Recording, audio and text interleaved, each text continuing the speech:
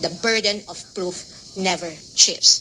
He who accuses must prove his allegations with evidence that meets not only the degree of proof required, but also meets the evidentiary standards of admissibility, credibility, relevance, materiality, and competence. We therefore should not lose sight of the core principle that the burden of proof is on the prosecution, and unless it discharges that burden, the accused need not even offer evidence on her behalf, and she will be entitled to an acquittal. This is the law then. This is the law now. And the underlying principle for this burden of proof is simple. Under our Constitution, every accused is presumed innocent until proven otherwise. An accused has in her favor the presumption of innocence which the Bill of Rights guarantees. Kinikilala ng ating saligang batas na sa bawat paglilitis, ang isang individual ay nahaharap sa malalim at napakalaking makinarya ng buong Estado. At ang tanging sandigan lamang niya laban sa anumang pang-aabuso ng kapangyarihan ay ang kanyang mga batayang karapatan sa ilalim ng ating konstitusyon. Opening remarks for the respondent. Counsel for respondent has 15 minutes and we will give you the same latitude we gave counsel for the prosecution for an additional 3 minutes should you so need it. You may proceed, ma'am. Thank you, Your Honor. Your Honors, fellow Filipinos, good afternoon. As we begin today the impeachment trial of the Vice President, and in the days ahead, this court will undertake its constitutional task of receiving and weighing the parties' evidence, and ultimately to decide whether these pieces of evidence justify either a judgment of conviction or acquittal, guided only by its members' conscience and their solemn oath to do impartial justice. The present undertaking of this court, therefore, not only carries the weight of the Constitution, but also the imprint of our nation's history, because the Filipino people have shown that they never forget. We, as a nation, never forget. But why is the act of remembering important? What does it matter to our history and to ordinary Filipinos? Because in this trial, the prosecution proposes that we unseat the Vice President elected to office by more than 32 million Filipino people, more than the number of votes cast for the sitting president, and much greater than any of the votes secured by each of the members of the House of Representatives who now are here to prosecute her and seek to undo this people's choice. Sa makatwid, ang malinaw na layunin sa likod ng mga paratang na ito ay ang pagpapatalsik sa isang vice-presidenteng inihalal ng mahigit 32 milyong Pilipino at bunga ng kanilang malayang pagpapasya. Whatever one's political persuasion is, the reality is that the prosecution now comes before this court to remove a vice president chosen by an overwhelming number of the electorate.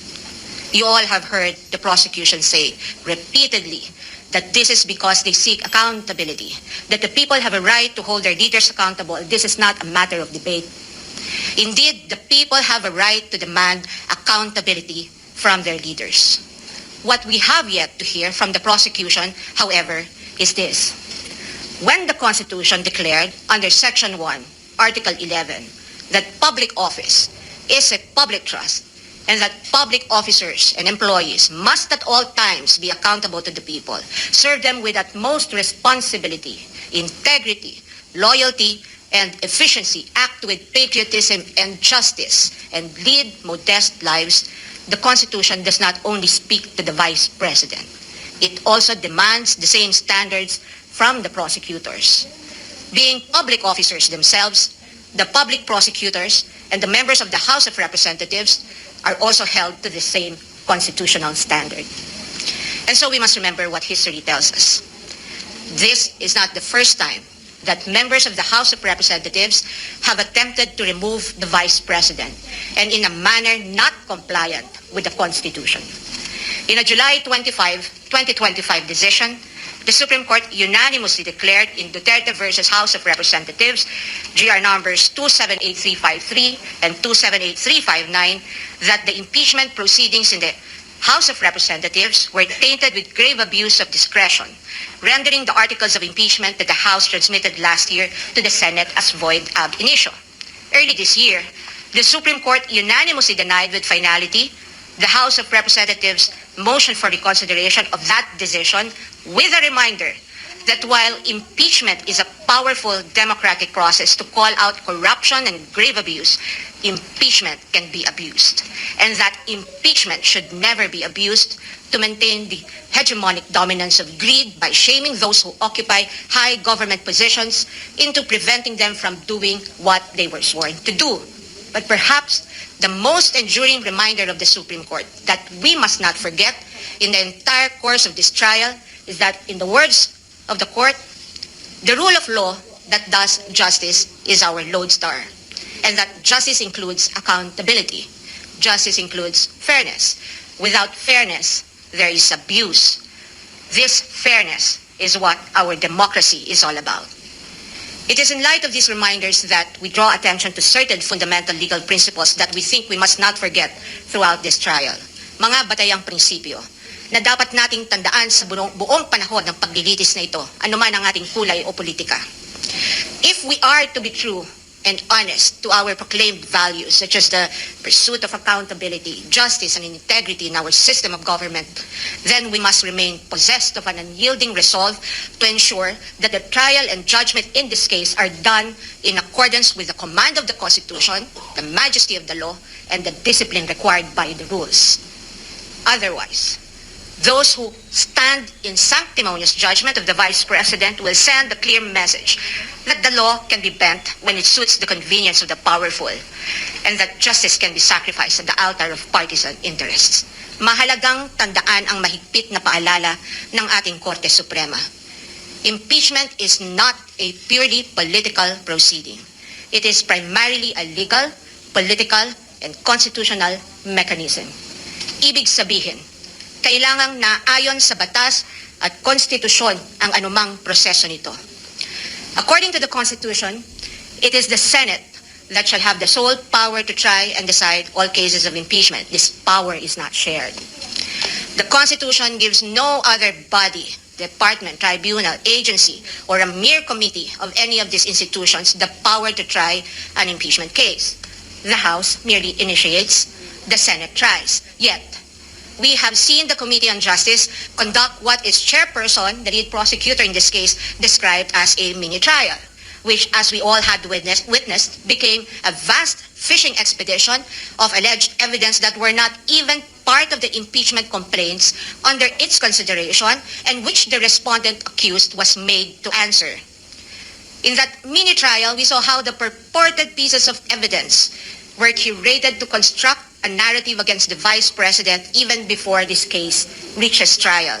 The articles of impeachment presented before this court as an exercise of the House's power to initiate impeachment cases are therefore, in sober truth, the product of an impermissible intrusion of clear constitutional boundaries.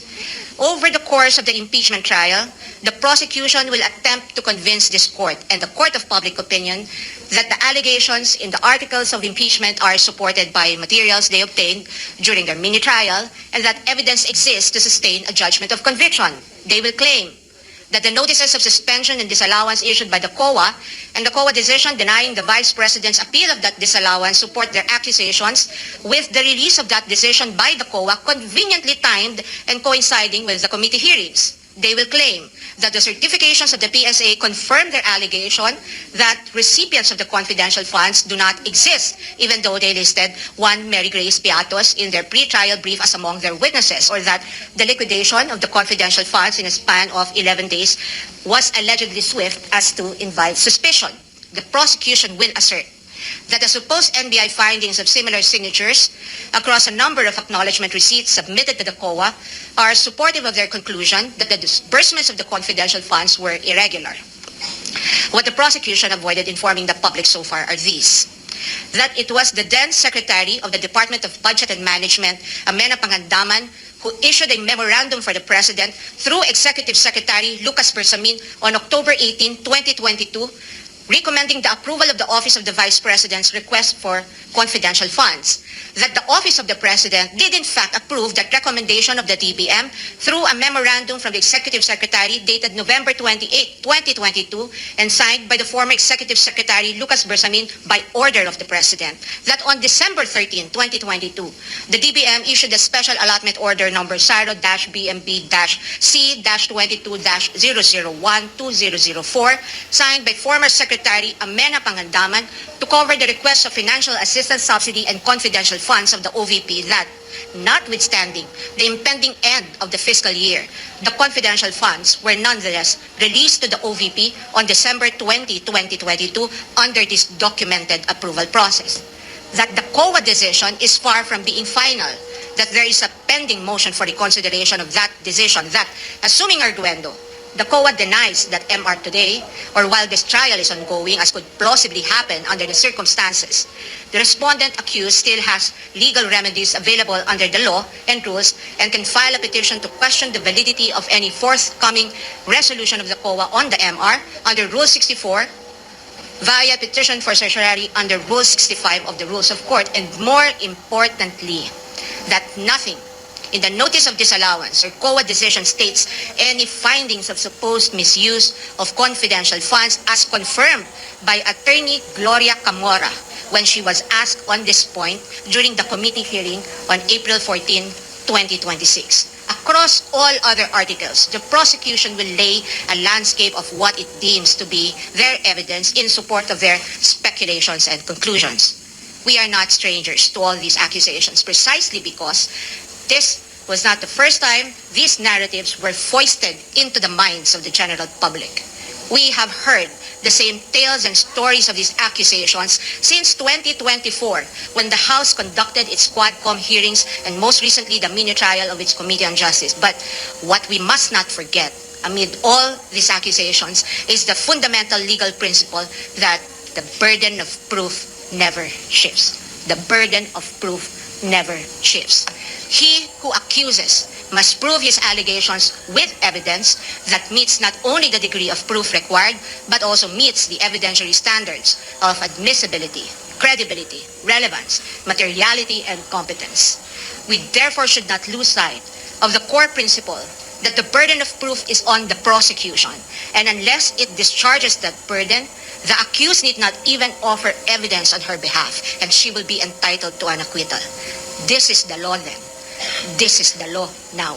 And the underlying principle for this burden of proof is simple. Under our Constitution, every accused is presumed innocent until proven otherwise. An accused has in her favor the presumption of innocence which the Bill of Rights guarantees. This also brings to fore the reality that, in the words of the Supreme Court in People versus Pagal, the individual citizen is but a speck of particular molecule vis-a-vis the vast and overwhelming powers of government, and his only guarantee against oppression and tyranny are his fundamental liberties under the Bill of Rights, which shield him in times of need. Sa madaling salita, kinikilala ng ating saligang batas na sa bawat paglilitis, ang isang individual ay nahaharap sa malalim at napakalaking makinarya ng buong Estado. At ang tanging sandigan lamang niya laban sa anumang pang-aabuso ng kapangyarihan ay ang kanyang mga batayang karapatan sa ilalim ng ating konstitusyon. Kaya't mahalagang linawin na sa gitna ng pagtatangkang ikondisyon ang kaisipan ng mamamayang Pilipino at sa gitna ng walang humpay na komentaryo sa mga pampublikong espasyo, wala pang maituturing na anumang ebidensya o aligasyon na napapatunayan ng prosekusyon sa simpleng dahilan na ang bawat ebidensya ay kailangang dumaan muna sa paglilitis at pagsusuri ng korteng may tanging kapangyarihan sa ilalim ng ating saligang batas. Higit sa lahat, ang anumang paglilitis ay kailangang naayon sa itinatakda ng ating batas at konstitusyon at hindi lamang sa kagustuhan ng iilang may hawak ng kapangyarihan.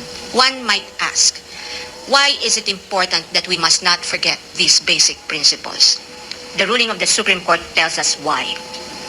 The Bill of Rights applies to the entire impeachment process because inasmuch as our court recognizes that impeachment is a political process, it reminds us that it is not a purely political process but a legal and constitutional mechanism. Thus, if we are to uphold the rule of law, serve justice, and invoke the accountability mechanism, then this court and we as a people must guarantee that all efforts to hold our leaders accountable must be done right. This we must not forget. I thank the court and the public for the privilege of your time. May God bless our country. Opening statement of the Counsel for Respondent is duly noted and entered into the records. The court will now proceed to dispose of some of the incidents that were brought up during the pre-trial conference, as well as other pending matters and motions.